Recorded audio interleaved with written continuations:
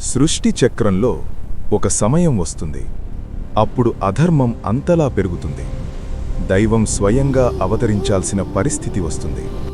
అలాంటి ఒక కాలంలో హిరణ్యకశిపుడు అనే ఒక అసురుడు ఉండేవాడు. అతడు తీవ్రమైన తపస్సు చేసి బ్రహ్మదేవుని నుండి ఒక వరం పొందాడు. నేను మానవుడి చేతగాని జంతువి చేతగాని చావకూడదు. పగలు కాదు, రాత్రి కాదు, భూమి మీద కాదు, ఆకాశంలో కాదు, ఏ ఆయుధంతో గాని చావకూడదు అని కోరుకున్నాడు. ఈ వరంతో అతనికి అహంకారం పెరిగింది. అతడు తనను దేవుడిగా ప్రకటించుకున్నాడు. ఎవరైనా విష్ణువును ఆరాధిస్తే వారిని శిక్షించేవాడు. కాని అతని ఇంట్లోనే అతని కొడుకు ప్రహ్లాదుడు మాత్రం విష్ణువు భక్తుడిగా మారాడు. చిన్న వయసులోనే ప్రహ్లాదుడు ఓం నమో నారాయణాయ అని జపించేవాడు. విష్ణువుపై అతనికి అపారమైన విశ్వాసం.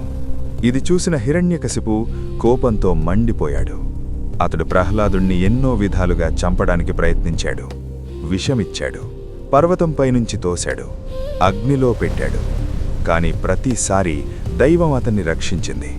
ఒకరోజు కోపంతో హిరణ్యకశిపు అడిగాడు, నీ విష్ణువు ఎక్కడున్నాడు? ప్రహ్లాదుడు ప్రశాంతంగా అన్నాడు, అతడు ఎక్కడైనా ఉన్నాడు. మా వీడియోలు మీకు నచ్చినట్లయితే లైక్ చేసి సబ్స్క్రైబ్ చేసుకోండి. ఇంకా ఇలాంటి యానిమేషన్ వీడియోలు మరియు పురాణ కథలు తీసుకువస్తాం. హిరణ్యకశిపు నవ్వుతూ ఒక స్తంభాన్ని చూపించి అడిగాడు, ఈ స్తంభంలో కూడా ఉన్నాడా? ప్రహ్లాదుడు ధైర్యంగా అన్నాడు, అవును, ఉన్నాడు. అప్పుడు హిరణ్యకశిపు ఆ స్తంభాన్ని కొట్టాడు.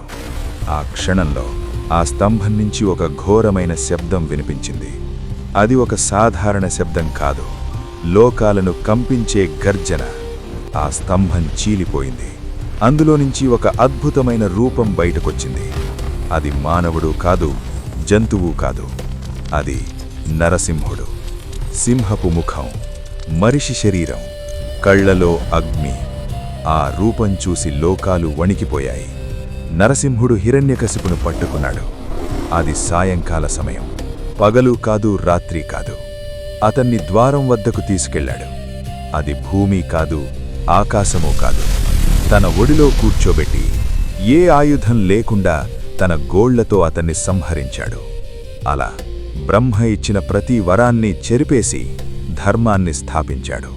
ప్రహ్లాదుణ్ణి కాపాడాడు. నరసింహావతారం మనకొక గొప్ప సందేశాన్నిస్తుంది.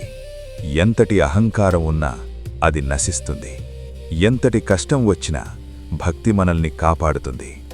దైవం ఎక్కడైనా ఉంటుంది, మన విశ్వాసంలో ఉంటుంది. నరసింహుడు చూపించింది ఒక్కటే, ధర్మం ఎప్పుడూ గెలుస్తుంది. జై నరసింహ, జై నరసింహ.